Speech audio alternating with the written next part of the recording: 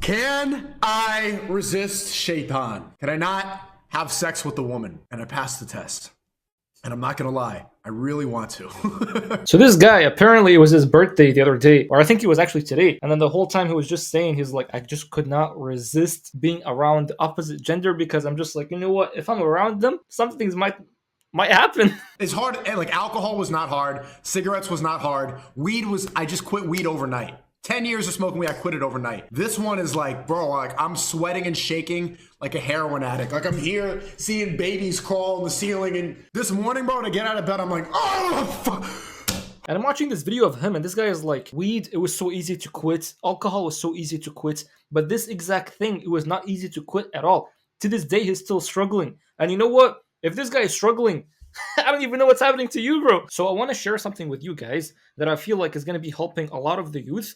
And I'm one of the youth, right? And as soon as I've applied this thing that I'm about to share with you right now, immediately I've noticed that all these temptations that everybody is having a hard time to face, or basically having a hard time to quit, any of these addictions that we have, as soon as you'll do this thing that I'm telling you in this video, you'll notice that it becomes way easier. And so after watching this whole Sneeko video, bro, I can't help but actually feel bad because I'm like, Sneeko, obviously he's around good people, right? Like all these Muslim influencers, they're not bad. Like, may Allah bless all of them. But I don't think any of them actually talk about this thing. And why is it none of them talk about this thing right here that is called dhikr? Why is nobody talking about dhikr? Well, I mean, Habibi, if you just go on Wikipedia right here, as soon as you go on Wikipedia, what's the thing that it says? It plays a central role in Sufism. And then to the point that anybody that ever hears about like dhikr, or like, oh, you should do this meditation where you sit down and you keep all your attention on Allah and blah blah blah, all those things, as soon as they hear it, immediately they're just turned off, because then they're like, the companions never did this, Muhammad ﷺ never did this, and I can't help but I'm just like, Habibi, what the heck are you talking about? This right here is literally the cure for any of the things that everybody is struggling with. The cure for, say, any mental problem. Like addiction is a mental problem. Poverty is a mental problem. Any of these problems that we're facing in our minds, if you just come and add dhikr onto it, these problems will go away. And why is it that these problems will go away through dhikr? Well, dhikr by itself, it just is basically called remembrance. So it's shining the light of awareness, shining the light of Allah on you. And so when you're going through addiction, you're basically going through darkness, you're going through forgetfulness, and that's normal, that's okay. Like when you see someone like Sneeko like this, don't be making fun of such people. Like, you are also going through the same struggles. I'm going through the same struggles. But you're going through these struggles because there is darkness. And this darkness, like, look at this, right? You can literally think of darkness like forgetfulness. Forgetfulness, that's literally what darkness is. So if darkness is forgetfulness, then what is light? Light is remembrance. And by the way, let me prove this to you from the Quran. And whoever turns away from me in remembrance, indeed he will have a depressed life. وَمَنْ أَعْرَضَ عَنْ ذِكْرِي. So it's talking about dhikr too. This is the thing.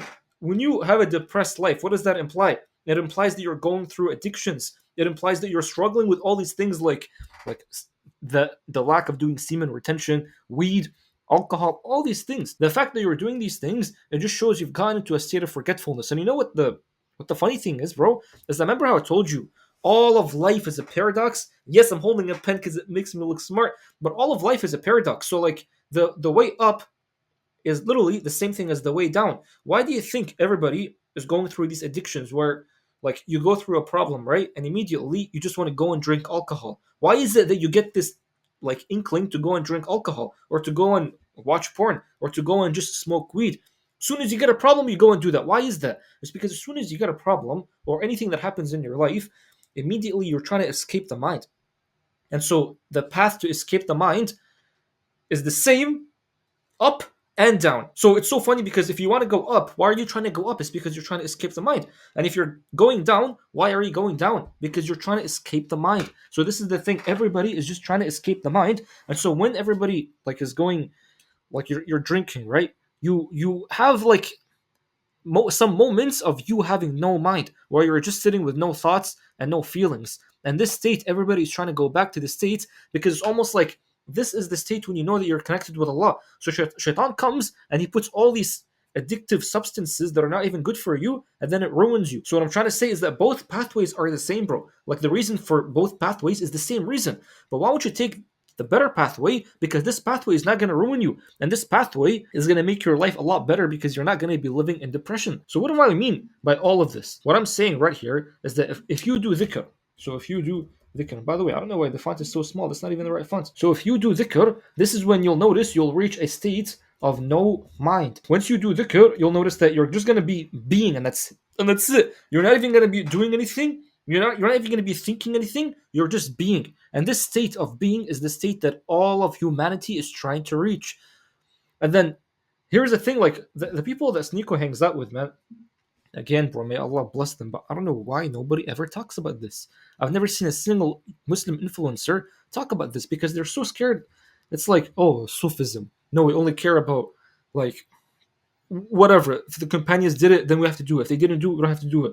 But then they're like, when you sit down and then you do meditation. I mean, bro, by the way, I understand this whole thing. Like, I believe if the companions did it, you got to do it too. But then when someone comes and talks to you about dhikr, we're just telling you to keep Allah in your mind every moment, every moment.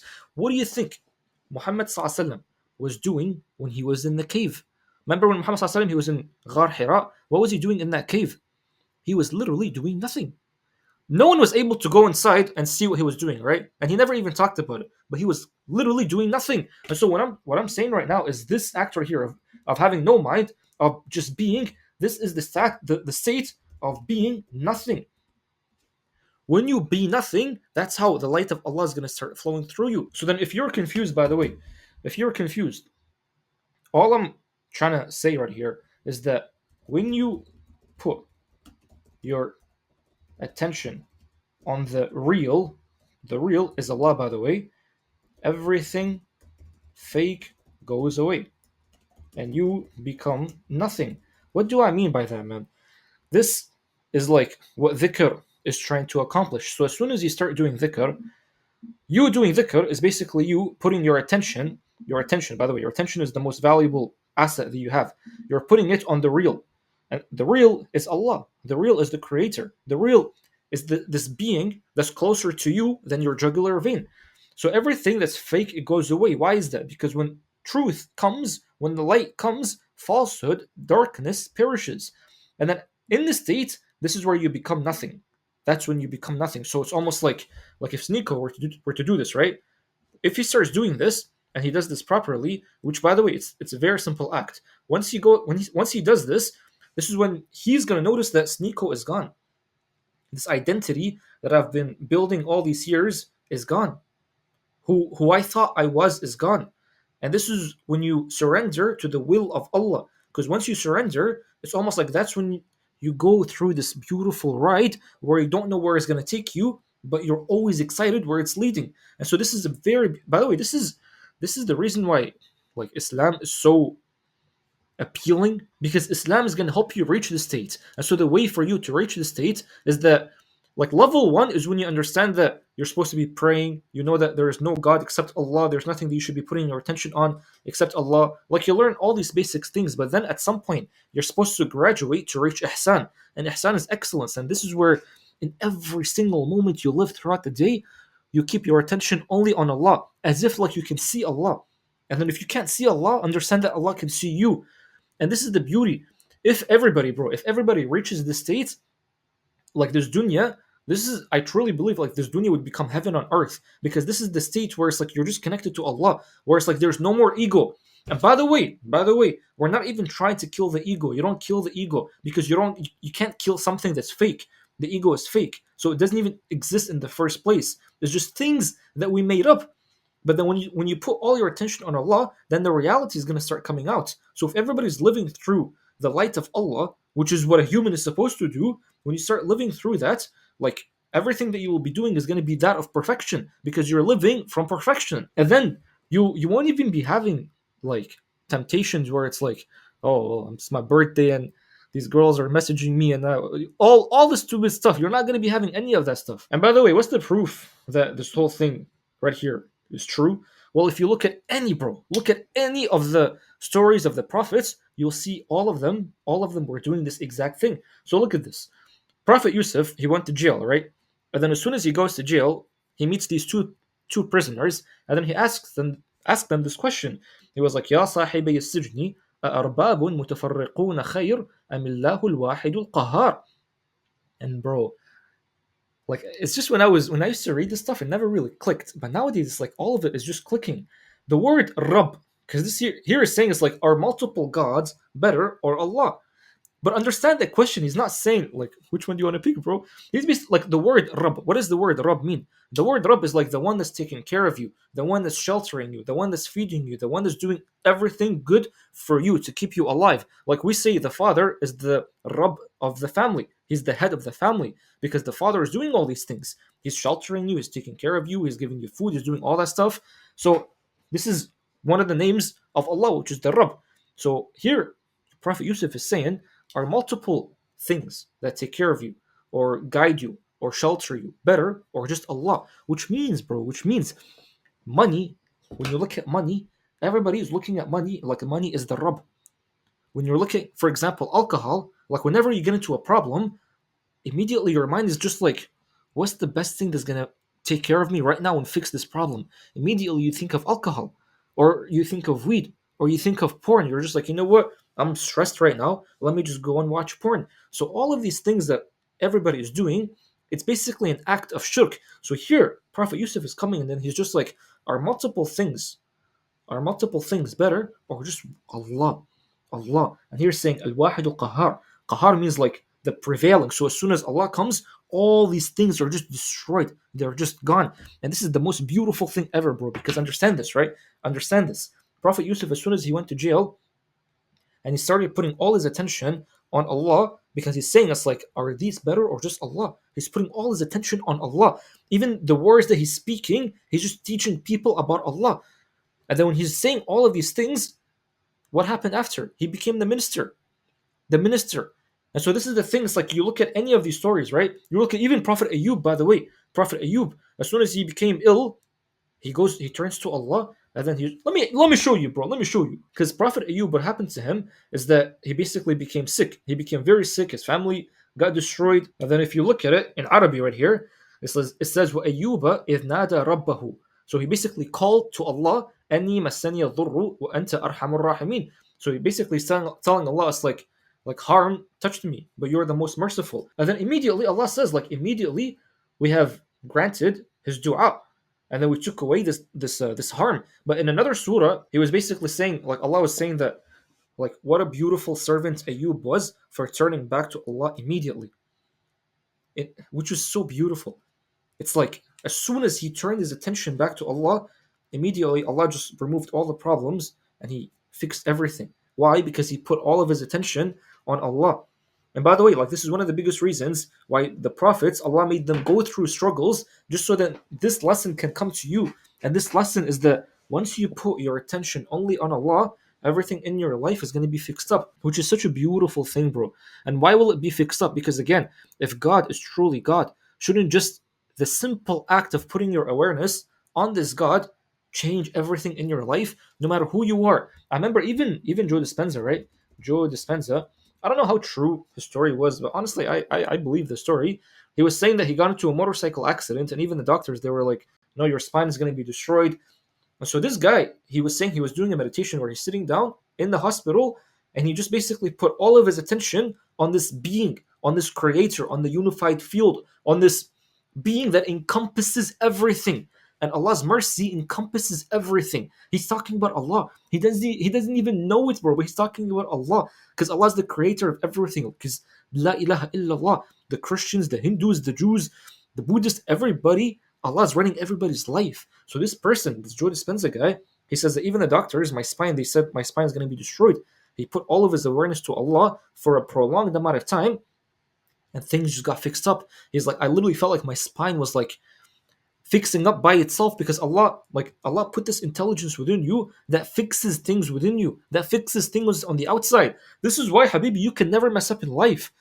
You can never mess up. As soon as you do tawbah, going back to Allah, putting your attention back to Allah, things just fix up in your life. And this is the most beautiful thing because it's almost like people say, I remember I used to watch videos of like people with motorcycles, and they're like, this guy's living like there is a respawn button, and I can't help but think I'm like there literally is a respawn button. Now I'm not saying when someone gets into an accident and then they die, it's like they can come back to life. That's not what I mean.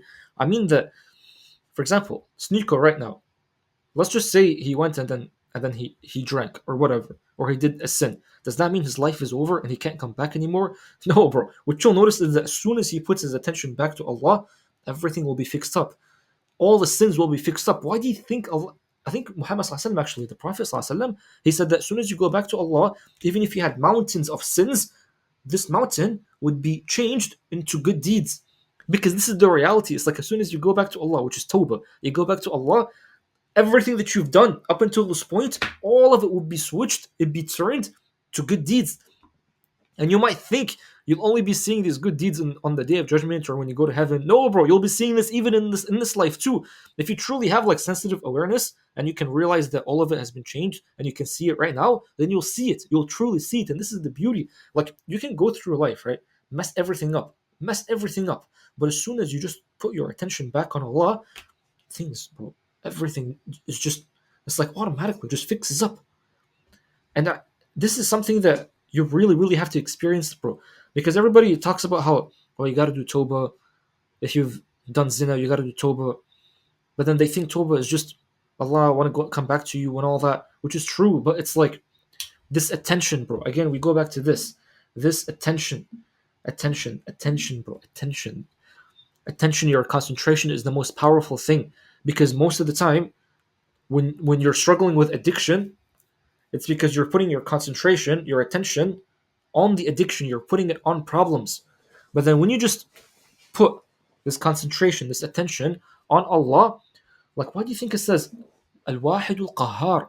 Because Al-Qahhar, the most prevailing. When you put your attention on Allah, Allah is going to prevail everything, will destroy everything else in your mind. All these ideas in your mind, they'll be destroyed. Understand, bro, there's no idea in the world that's true. Every belief and idea, even the religious ones, they're all false. The only true idea is that La ilaha illallah. That is the only true idea. And this is the only idea that can save you. This is the only idea that can change your life. Any other idea does not exist. But when we're saying all these ideas are false and the only idea that's true is La ilaha illallah, we're saying when you put your attention on this idea, it's almost like everything else will just be burned in your mind. It'll all just go away because this light is so powerful. This light of Allah is so powerful, it's going to burn everything else. Going back to this, by the way, going back to dhikr. How do you do dhikr, man? So you can go read the entire, you can do dhikr like this, by the way. Dhikr like this, which a lot of people do. But then I'm like, why don't you just sit down, and then just for a prolonged amount of time, just keep Allah in mind, and that's it. And this is meditation. This is what meditation is. Don't be thinking, oh, this is what the Hindus do and blah, blah, blah. This is like, think of it, Hindus is like level 1, this is PhD. Literally, bro. This is like the ultimate thing you can do. وَلَا ذِكْرُ اللَّهِ أَكْبَرُ. Like the dhikr of Allah is the greatest than anything else. Because even salah came so that you can do dhikr for Allah, which is the most beautiful thing. So if you just, I'll give you a very simple dhikr. So you see this right here? Huwa, la ilaha illa huwa. This letter right here, right? This attribute, this is the divine attribute of Allah. We say la ilaha illa hu. If you just sit down, right? And then you start breathing, focus on your breath, and then you inhale, and then you exhale, but you exhale saying hu.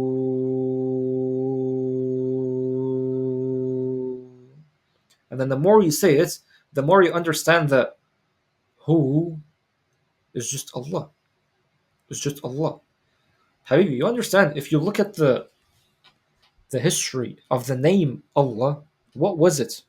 You know, it started off as only who,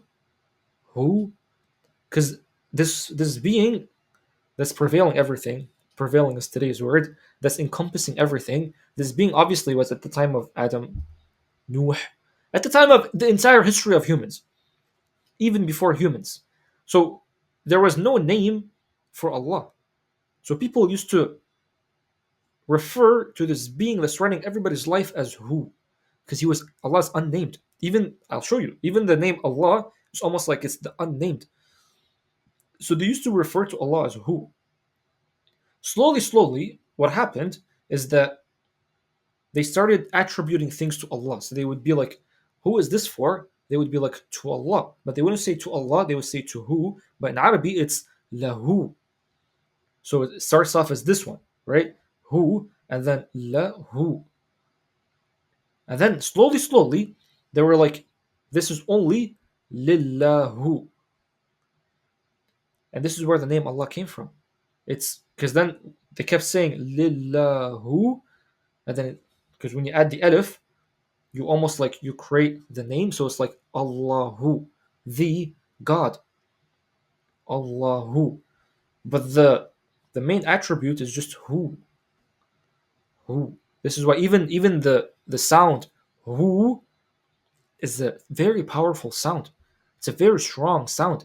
So when you start doing it, even your heart is going to start to feel the effect and you'll start to get shivers. Why is it that your body is getting shivers? Because your body knows this attribute. This attribute is within everything. Everything in the world is doing dhikr, by the way. Everything is vibrating at a specific frequency because that is their dhikr. So then you come in right now, and if you just sit down and you're just like, oh, you keep doing that, just do that, and you'll feel the power because you're basically saying that the main attribute of this being, this unnamed being. By the way, even this name, right? What is it? Yahweh. This was like it was Yahuwah. Yahuwah. So it was like Yahu. It started off as Yahu, and then it became Yahweh. Which is so funny, man. Like if you actually just understand the history of all this stuff, you'll understand it's like, bro, what the heck? Wait a minute, hold on. Like, it's almost like when you look at the sun, you're like, this is the same sun that Adam, Nuh, all these beautiful prophets, alayhum salam, they were looking at. It's the same sun. I'm telling you right here, the same God that was running everybody's life is also running your life. So the same God, the same being, knows way more than you do. So what I'm telling you right now, you need to start getting into a state where you have no mind, where you're being nothing. When you're being nothing, you're suppressing your intelligence because you know that there is already a better intelligence out there that can run your life. And so when you start only identifying with this being, La ilaha illahu, when you start identifying with this being, then immediately you'll notice any of these problems that the people face nowadays, all of these problems will just go away. Why will it go away? Because the only reason why you get problems is because you're forgetting Allah. That's the only reason. And all the prophets, they came, all of them, bro, they came to show you this. You look at all of their stories, they came to show you this. Prophet Yusuf, Prophet Musa, Prophet Isa, Prophet Muhammad sallallahu, all of them came to show you that when you put back your attention only on this being and you live your whole life for this being, keeping this being only in your mind 24/7, not only will your life 100x, literally 100x, but all the problems in your life will just go away. And this is the beauty, man. This is so beautiful. It's like you ever want to think about how do you raise your frequency, raise your vibration, all that stuff. Take your concentration, take your attention from placing it on the false and place it on the real. That's all it is. That's literally, bro, literally all it is. And then when you do that, I wish for Sneeko to start doing this because if Sneeko is able to do this, he's going to be able to spread out the message even more to everybody else. And then through this, everybody's going to start going back to only doing dhikr. وَلَذِكْرُ اللَّهِ أَكْبَرُ. I'm hoping this was helpful, man.